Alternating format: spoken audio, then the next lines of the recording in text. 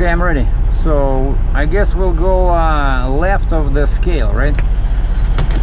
Yep.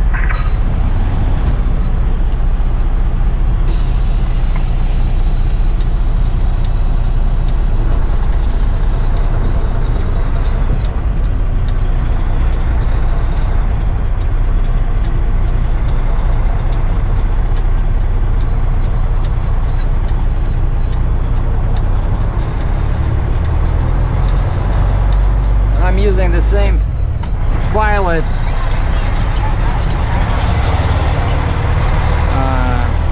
pilot I used last time. She was available.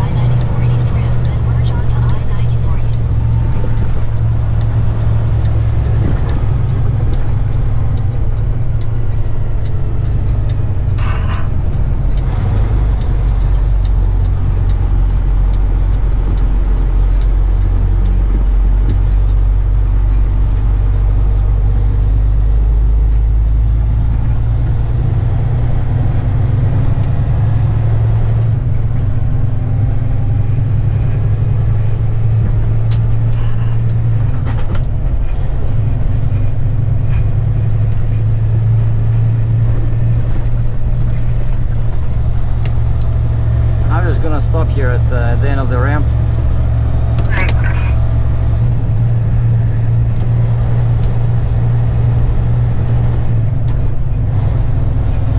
I need to drop the front of my trailer down.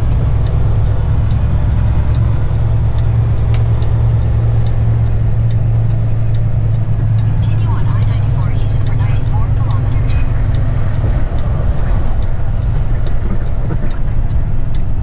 Alright, so that should leave enough room to those guys.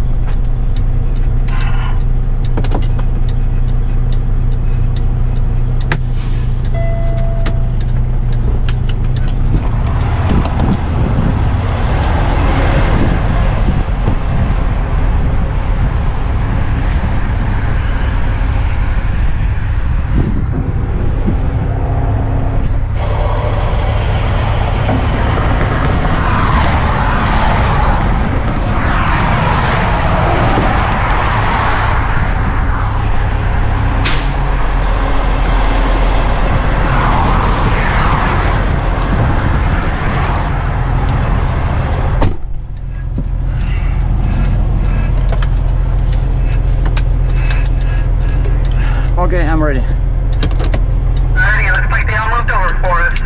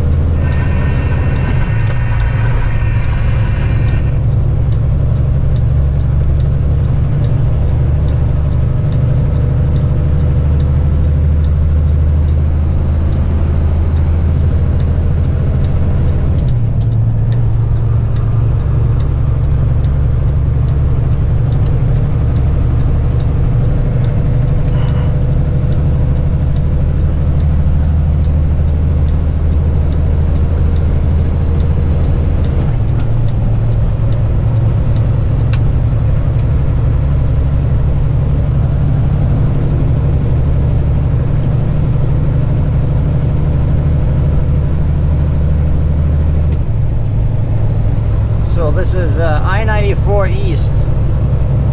We just left Loves at Marshall. For some reason, this time they decided not to send me on 96. Like, remember with the first load, maybe because it was heavier, they sent me on 69 north to Lansing, and then 96 east or southeast to Detroit, and then 94 north. And I thought I would have the same route this time, but 96 is missing and 696 is missing. So basically, they want me to stay on this highway all the way to Canada, which is 94, going through pretty much downtown Detroit, which is not exactly the route I would have chosen if I was in charge of DOT. Like, why you cannot send me at least on 696? You know, 696 is a bypass, and they just finished construction over there. It's so much easier than just going through 94.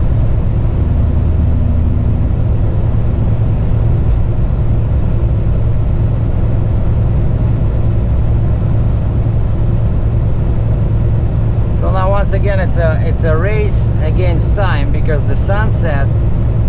So I had to sit here for 3 hours in Marshall, because there's a curfew 3 to 6, and the first county where that curfew is applicable just starts somewhere right here, like 10 miles from Marshall.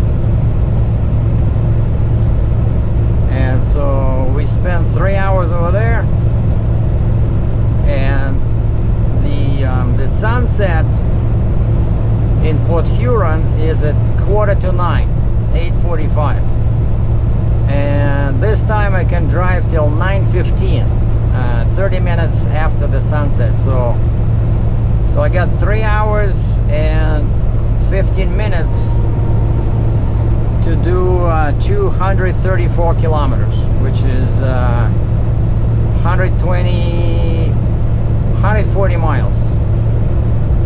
I think we should be good.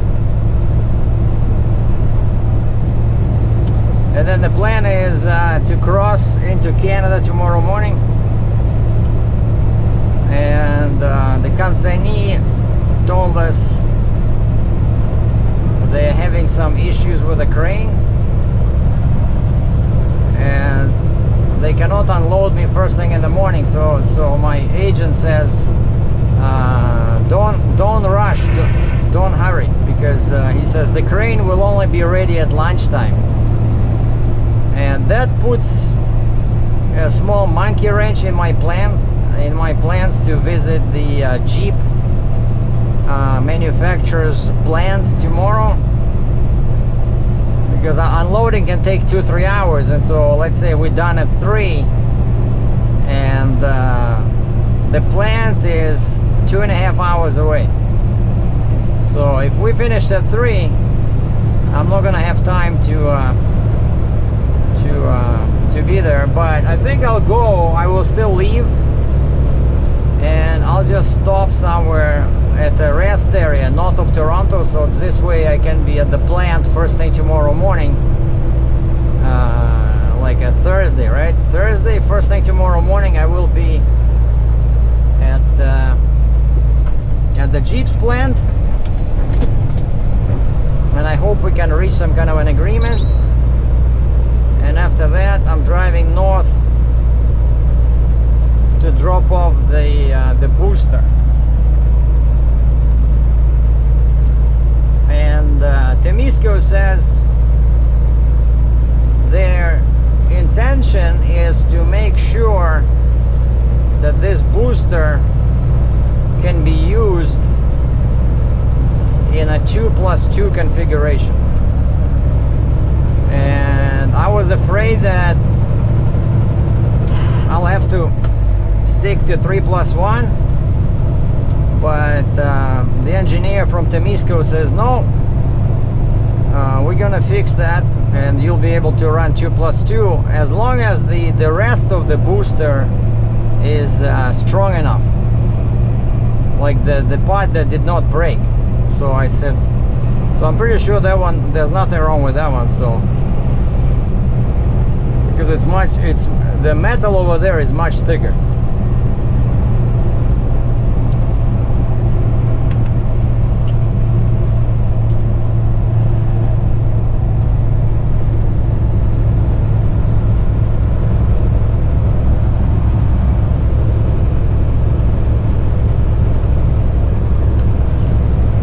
Teresa, everything looks good in the back there?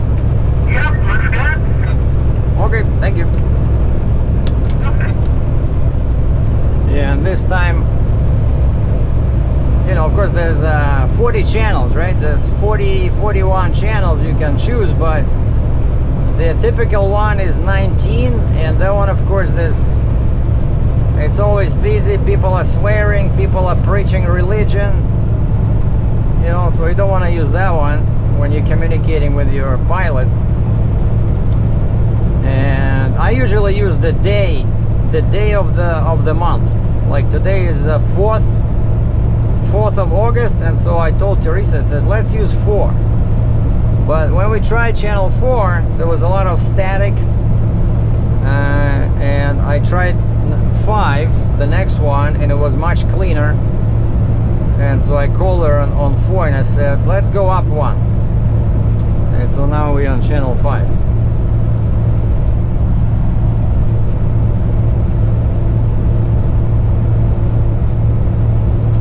So yeah, no loads are planned after this one, because I want to make sure I take care of the Jeep and the booster. Like for me, that's the most important thing, because I need the booster for southern states. Otherwise, my quad 4 axles, as Rodney Dangerfield used to say, I get no respect.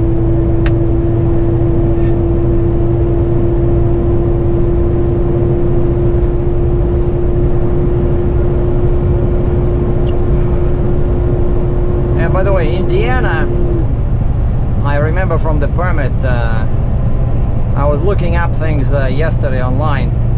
Indiana will allow 48,000 pounds per tandem. So if you have 2+2, you can get 96. But they also also give you 24 per axle if you have a quad. So actually Indiana, you don't need the booster. Same in Michigan. Michigan will give you lots of weight on a quad, especially if you have slightly wider tires, you know, and I'm talking about 12-inch. And I wanted to change my trailer, but it's really a lot of money. It's cheaper to buy a new trailer, you know, because when you're speccing a new trailer, and let's say you have 16 tires on 4 axles, or maybe you have 20 tires on 5 axles, you know, it doesn't cost you much to spec a different tire, like 12 inches instead of 11. You know, maybe a couple of bucks per tire, because that tire maybe is a bit more expensive, but it's pretty much free, right? When you change your spec, when you get a brand new trailer. But when you try to change it after the fact, after you already have the trailer, it's super expensive. So it's each tire is about 400 bucks at least, US, or probably 500 Canadian, you know. And I got 16 tires, and then I have 8 on the Jeep. So 16 plus 8, 24 tires times 100,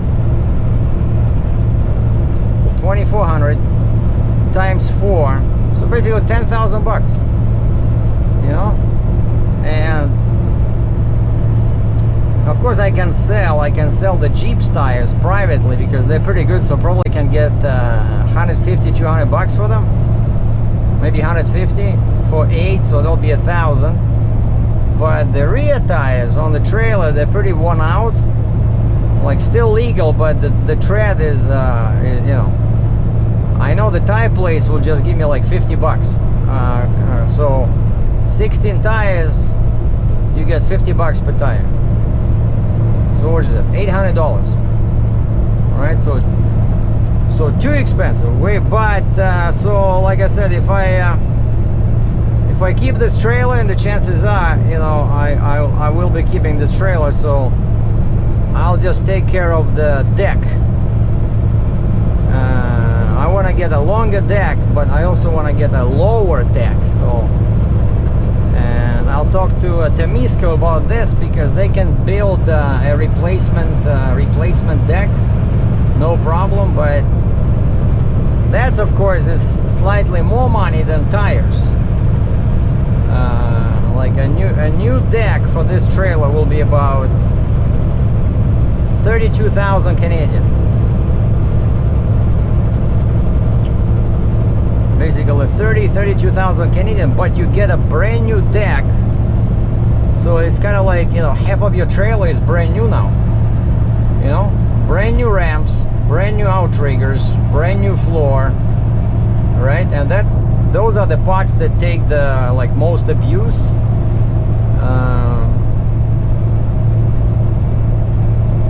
And he was saying that the cheaper way would be to get a beam deck. I said, how much is the beam deck? And he said, well, the beam deck I can get you for 28,000, because beam deck has less metal, right?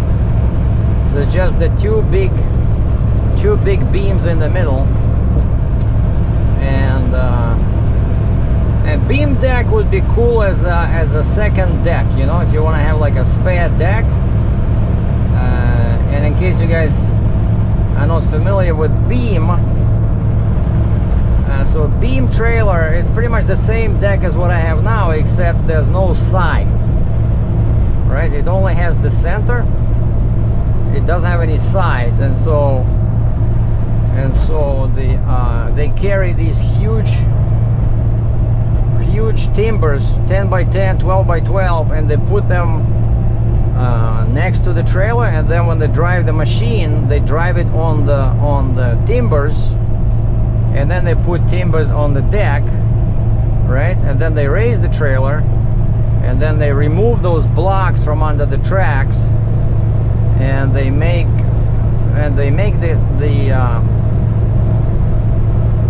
the machine sit like 2-3 inches off the ground. And this is super useful when you have a lower load like 14, 15 inches, 14, 15 feet tall. You know, because that's the only type of trailer where you can haul such a tall machinery. But it's a lot of work. Like, it's a lot of physical work. You know, those timbers are super heavy, and so each loading and unloading, it's a lot of exercise. It's much more difficult than this. I know I can do it, but also it's risky, because you have to get the center of the machine just right, so that it doesn't, you know, flip your trailer on a turn. Because of the, let's say you have a big excavator, 60 tons, 55 tons, right? And you loaded it just like 1 inch off to one side. So you're driving like this, you know, I don't know. To me, it's a bit scary. But maybe once a month, somebody emails me or calls me and asks me if I have a beam trailer. You know? Oh, got an interesting email. Somebody says, could you please provide a quote? We're moving a crane. And the first sentence says car body. Car body. Wait a second. That's a familiar phraseology. That's what I have now. And I look at the weight, it says 105,000 pounds. Okay, I can do that. Is loading somewhere in Texas. Okay, I can go 1,500 miles to Texas if the money is good. But then in the brackets, next to that load where it says car body, 105,000 pounds, in the brackets, kind of like in passing, they mention this: the truck must be able to lift 205,000 pounds, so that the tracks could be disconnected from the body of the crane. Are you freaking kidding me? 205,000 pounds. So basically they wanted to bring a 100-ton trailer, right? And then they load this, you lift it, and then they use your trailer as a storage facility for, I don't know, 1 day, half a day, while they're taking off the tracks, right? And then you're left with 105,000 pounds. I never heard such a stupid thing in my life, you know?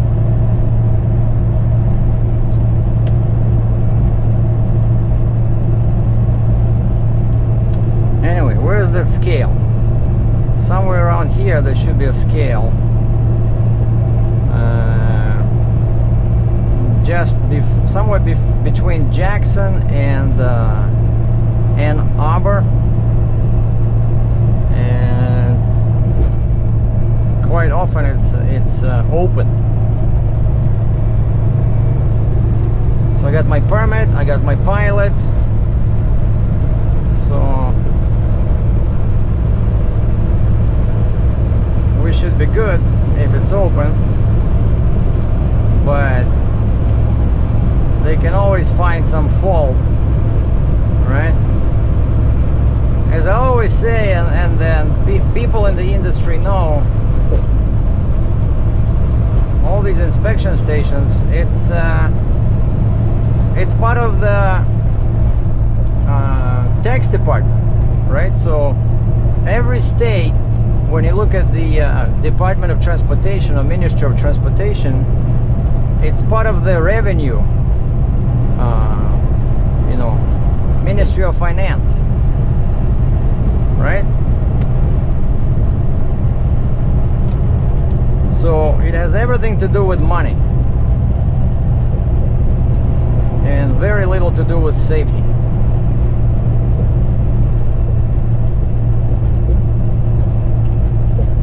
Kind of like tax, you know? Oh, you like trucking? You want to move big loads? Well, you gotta pay protection. If you don't pay, well, let me see. You don't have reflective stickers on your fenders. The color of your trailer says gray on the title, on the ownership, but in fact it's no, the title says orange, but in fact it's gray. Next time I catch you, it's $150 ticket. That's what happened to me with that Kaufman. Remember my first Kaufman? Got a problem, so Kaufman gave me a replacement trailer. And so the first one was orange, and the second one was gray. And I asked him, I said, so do I have to do anything like about the paperwork? And they said, we don't think so, because it's the serial number is the same. You know, they use the same serial number.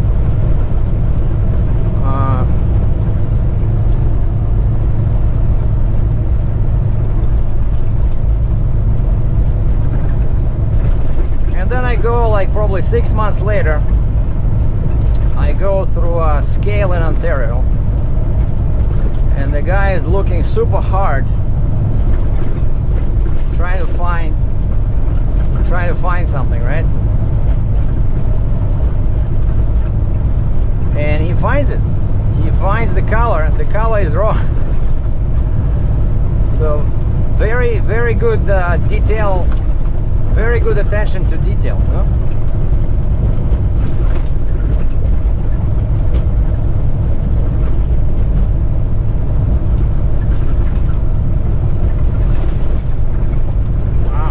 This road is pretty bad.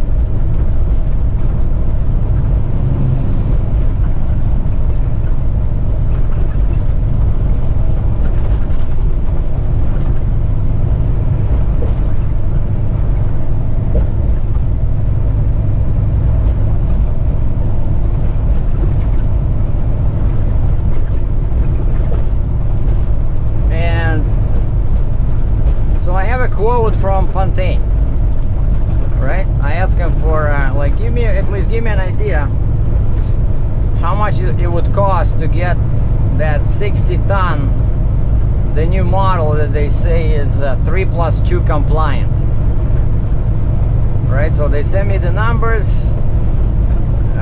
It's too expensive, but most importantly, the trailer seems to be very weak. Because it can work with 3+2, but it only supports 120,000 pounds in 16 feet. 16, not 12, like what I have now. So it's basically, it's a 55-ton trailer. And then I was also waiting for XL. Right, and I have a quote from Temisco, but Temisco was doing something like they were updating the quote. Like again, I'm working with the XL dealer, right, Canadian dealer, that they say they can give me, they can trade in my trailer and put me in a new one. And so Fontaine is not going to work because it's too weak and it's too much money. So. But what's funny is that it's been like 2 weeks, probably 2.5 weeks. I still don't have any numbers from Fontaine, from XL.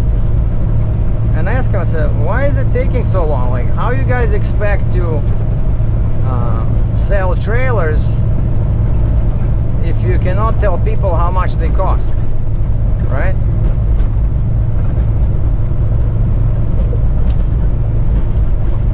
And so all I told them, of course, it's a custom trailer, right? I told them 125-inch neck with a small flip box, 28-foot deck.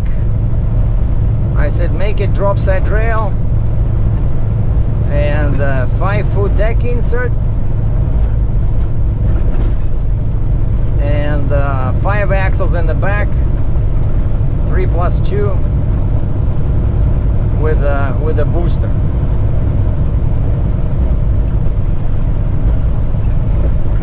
And so no numbers. So chances are I will keep my trailer and just keep using the booster, so it'll be good for 2+2. Geez, look at this road. It's like awful.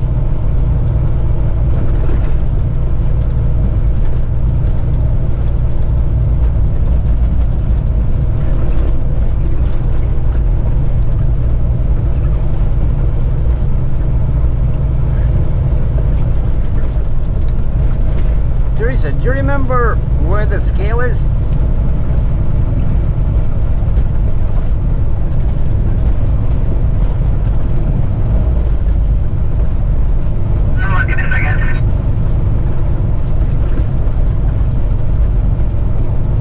I think it's still up ahead.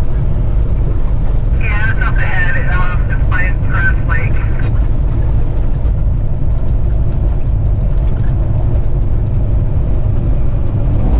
Yeah, this road here is pretty bad. I don't want to lose the load.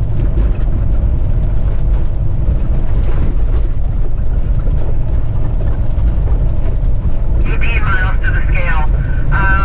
If you want, we can scoot over to the next lane, because technically we're supposed to be in the left lane through the construction.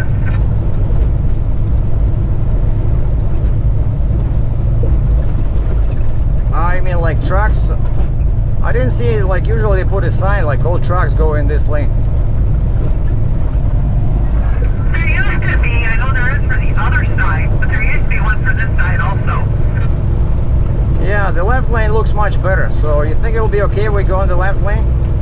Yep, just give me a second. Yeah, at least till this stuff finishes, you know, till the road gets better, then I'll go back in the right lane. But my teeth are falling out. Yours. Okay, I see you. Thank you. Well, because yeah, this is like unacceptable, you know. Like, it's, first of all, it's not even good for the road, you know, because I'm heavy, right? And so when you go over these potholes, you just make them worse.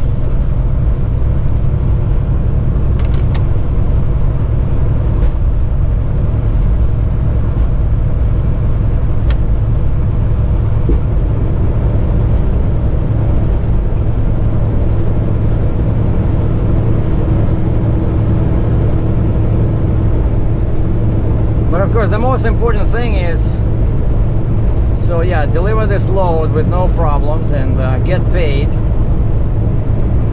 and then talk to the Jeep manufacturing guys. I'm really anxious to see what they can come up with.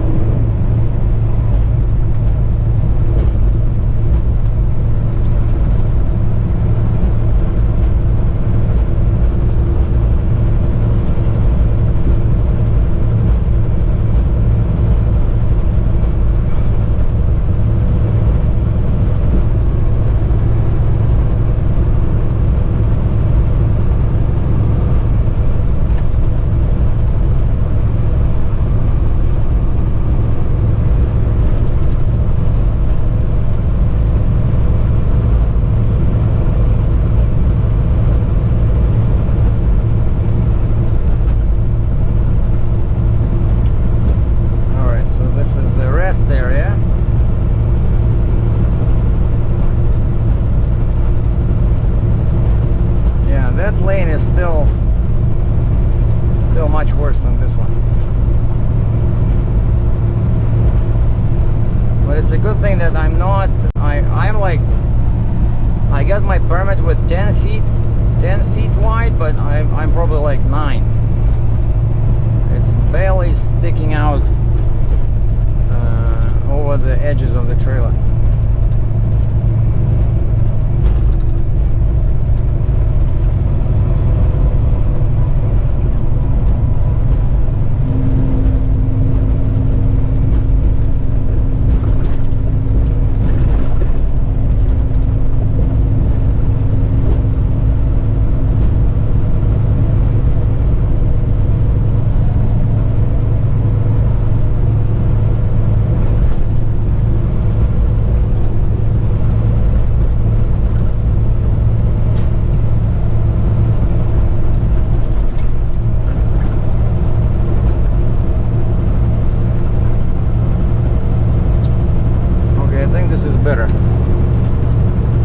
Teresa, I think I can go back now. Already behind you.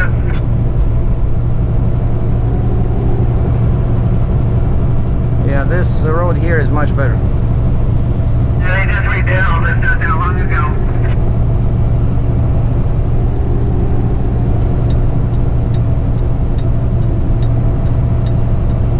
Give me a second, I'll get over when I can. Yeah, I just want to let them know that, you know, I can leave this lane so people can drive faster. Of course, nobody's yielding.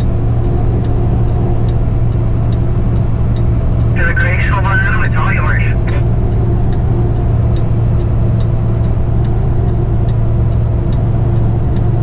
Thank you. Yeah.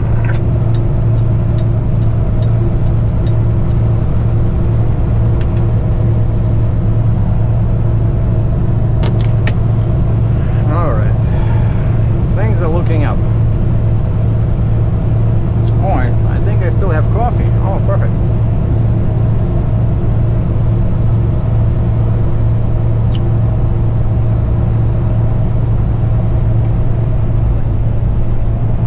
And we are back to the same stuff. Look at this.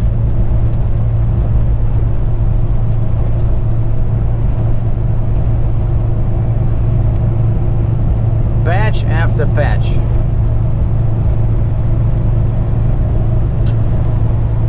Well, but there is a silver lining about driving in Michigan, is that no matter what your weight is, the permit always costs 50 bucks. So your gross weight is 200,000 pounds, it's 50 bucks. I like that. Indiana was 50 bucks for 3.8 miles. Like the place where I loaded was 3.8 miles away from the Michigan line. So Indiana is very expensive.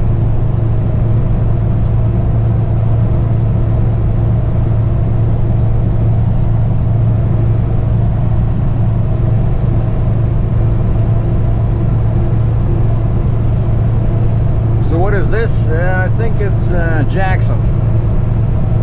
But not the Mississippi one. This is a slightly colder version. Jackson, Michigan. All right, I'm pretty sure this bridge is going to be bumpy. Let's see. Boom. Boom. You know, I just see, when I see different colors, like let's say the road is gray and then all of a sudden it's black, and like look at this. See this?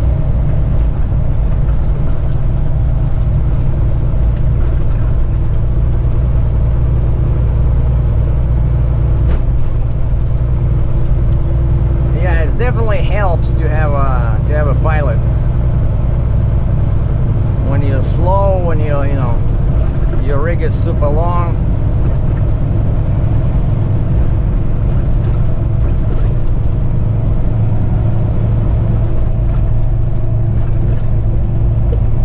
One.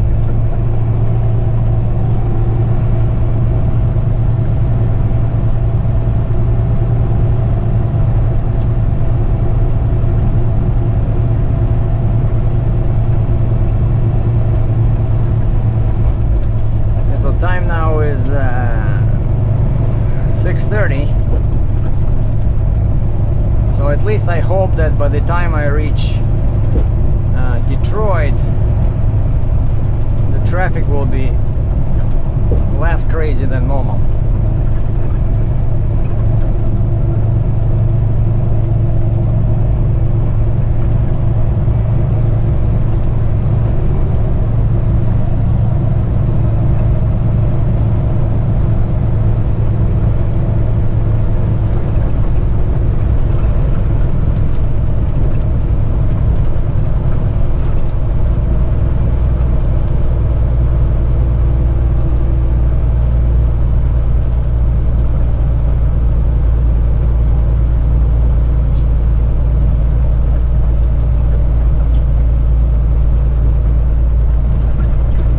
Lisa, did you do a lot of work after our trip that we did with that big crane? Did work a couple of other things, but not much really. 10-4.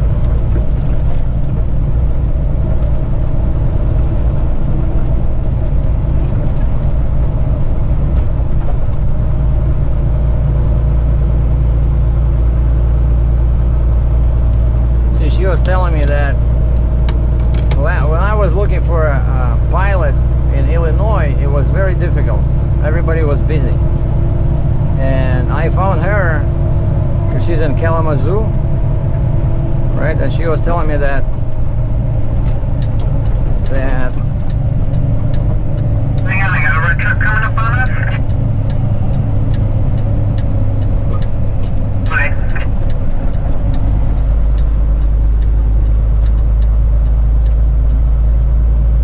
she was telling me that in Michigan they don't have too much work. And so next time I'll know that when I need a pilot, I can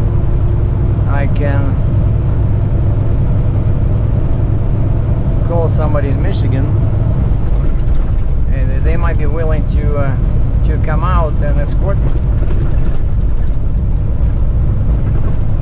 So look at this, right? Construction after construction. So before it was 69 to 96, and even though that one is a bit longer, right, but it's much better. So once again, DOT is using the dart method, where they pin the map of counties to the wall and they throw darts. You know, like one guy is calling the truck name and the truck number and the company, and guy number 2 throws the darts, and guy number 3 enforces the rules, and guy number 4 writes down the results. So you need 4 people for this. And so the first guy says, DRATCHEV, SERGEI, truck 305. So guy number 2 throws the dart and says, I-94. Perfect. Let's take him on I-94 all the way to Port Huron.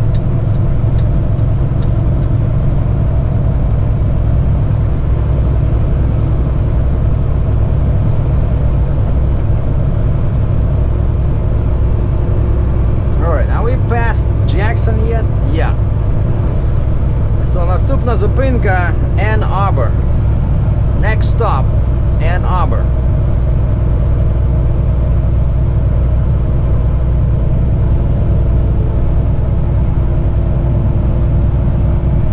And why I'm going in the middle on the bridges, because you see the shoulder is super narrow. And like when there's no bridge it's fine, but when there's a bridge, or to use the correct term, overpass,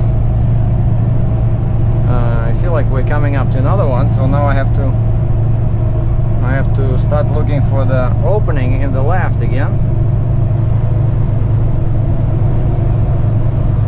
Alright, where is that column? Column. Is it on the side of the road? Oh no, okay. It's one of those wide span overpasses. See, there's no supporting column on the shoulder. Where is it? Oh wow, it's all the way there.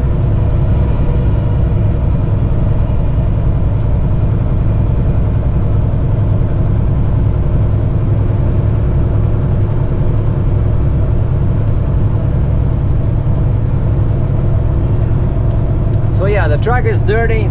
I know, one of these days we're gonna fix it up.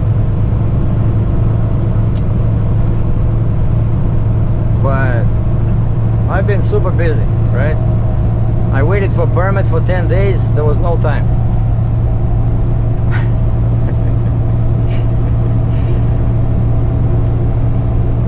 Yeah, see how narrow this stuff is over here?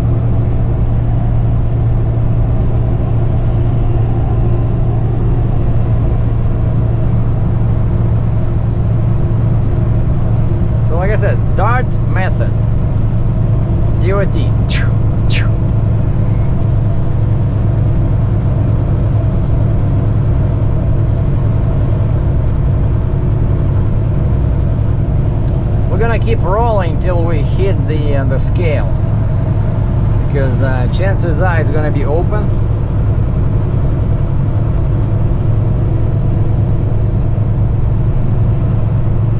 It's somewhere not too far, like up ahead somewhere.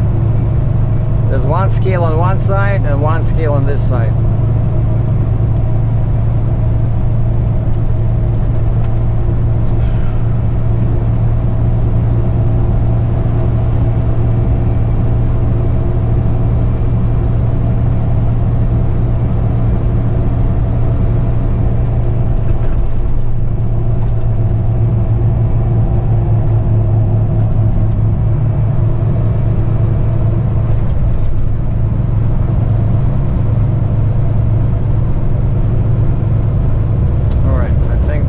Is finally over.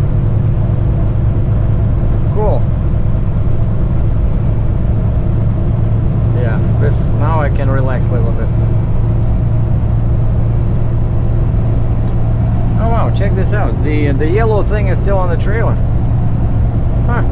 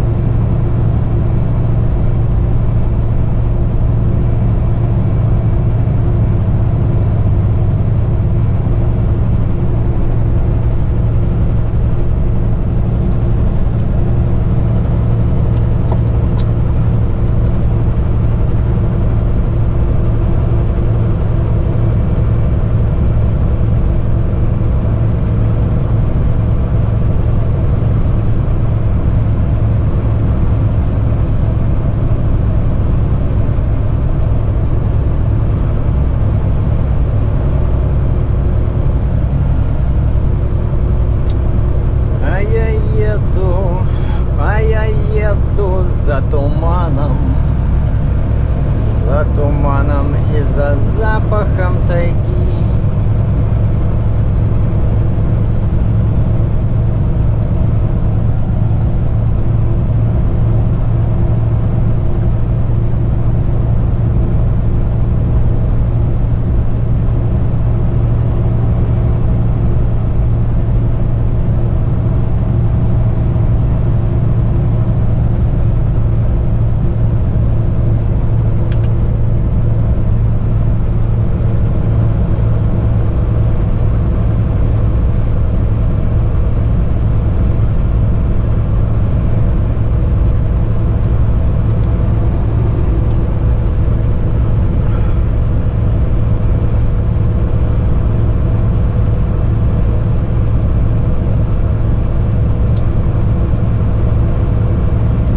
Basically, I hope you guys realize that driving is a very small part of trucking, especially when you own the business like I do, right? So paperwork takes a lot of time. You know, even just to book a load, you're waiting for your rate confirmation, right? Then you have to get the customs paperwork, because all my loads pretty much cross the border, and that one is sometimes delayed. Then you go get loaded, and my loads are pretty complicated, so loading can take, you know, 4, 6, 8 hours, 2 days. And then your equipment can break down, like what happened, right? So I have to take care of that. And especially in winter when the daylight is short, you know, you have like 2 hours left to drive after everything is done. So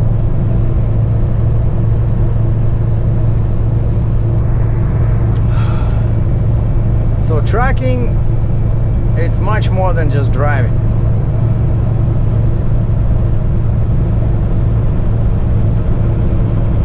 But I like being my own boss, you know. I like talking on behalf of my company, negotiating rates, talking with you know, VIPs. Because even though I'm a tiny little company with 1 truck, 1 trailer, but I'm the boss. I'm the guy in charge, right? So makes things much more interesting. You know, I would never go back to being a company driver or owner operator.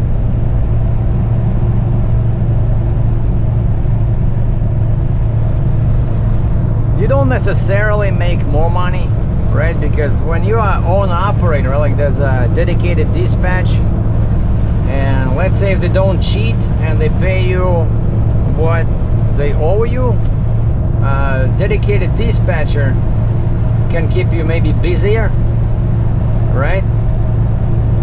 But I prefer the freedom. You know, I do what I want. I take loads that I like. I don't take loads I don't like. No comparison. I think this is the way the trucking should be. All right, there we go. Grass Lake. Grass Lake. You know how I know this name? It's because this is where the scale is. It's on the Google Maps. It's called Grass Lake Inspection Station. Grass Lake Inspection Station. Yeah, it's just between Jackson and Ann Arbor, a little bit closer to Jackson. Time now is 6:45. Last couple of days they were closing at 8:45 at sunset.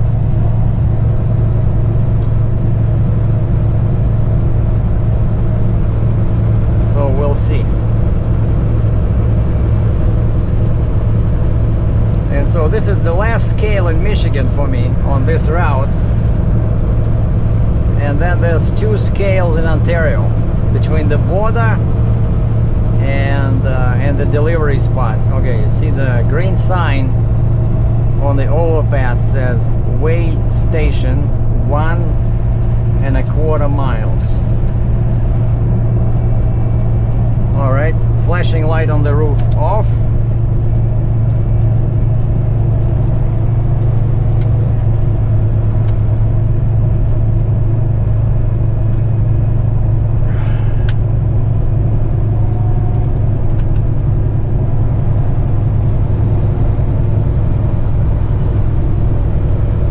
Slow down a little in case they're, yep, they open. I knew it.